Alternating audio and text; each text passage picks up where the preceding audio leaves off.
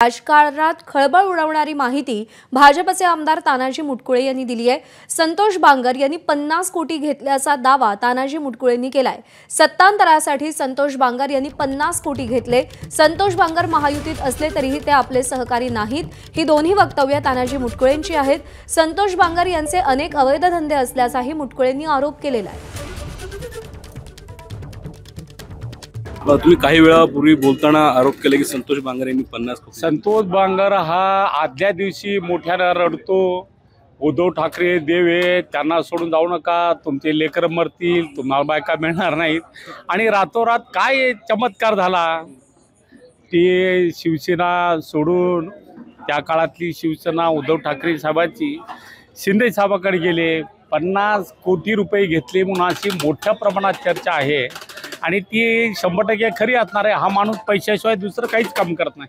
परंतु ते महायुतीतले तुमचे सहकारी येतं, जेव्हा माझे सहकारी ते कधीच नव्हते आणि कधी राहणार बी नाहीत। माझ्या विचारात आणि त्यांच्या विचारात मोठ्या प्रमाणात विभिन्नता आहे। मी कधी मटक्याच्या अड्ड्याला प्रोत्साहन दिलं नाही, मी कधी दारू विकणाऱ्याला मदत केली नाही, मी रेती विकणाऱ्याला मदत केली नाही। त्यांचे धंदे चालू होते, त्यामुळे ते हिस्ट्री शीटर अशी त्यांची ख्याती आहे। परंतु साहेब, जेव्हा त्यांच्यावर आरोप होऊ लागला, त्यांची एका शिवसेनेच्या 2 शिवसेना झाल्या आणि एकनाथ शिंदे साहेबांनी भाजपला समर्थन दिलं आणि सरकार बदललं। ज्या घडामोडी घडल्या त्या भाजपच्या हिताच्या घडल्या आणि तुम्ही आरोप करताय संतोष बांगर यांच्यावर 50 कोटी घेतला, हा गंभीर आहे सर। गंभीर आरोप नाही हा।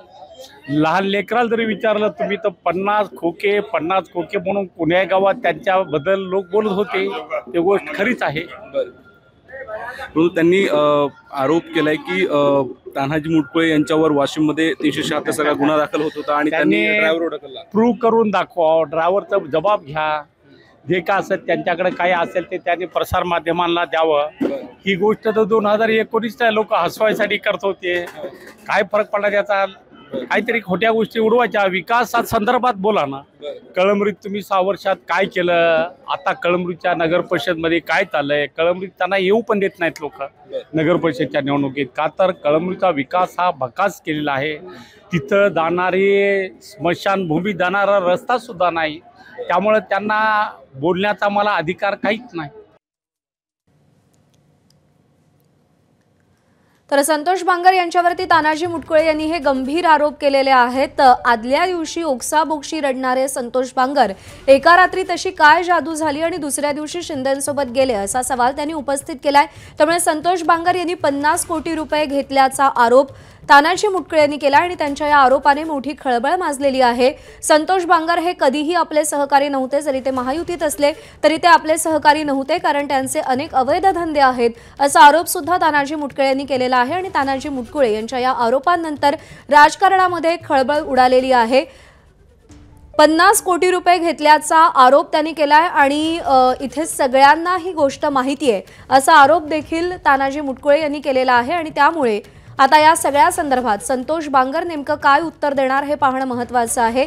विकासाशी संतोष बांगर यांचा काहीही संबंध नाही, त्यांना फक्त पैसा दिसतो, असा देखील दावा तानाजी मुटकुळे यांनी केलेला आहे।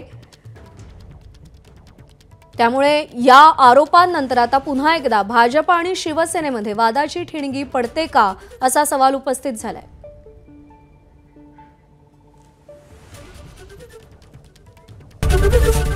एबीपी माझा, उघडा डोळे बघा नीट।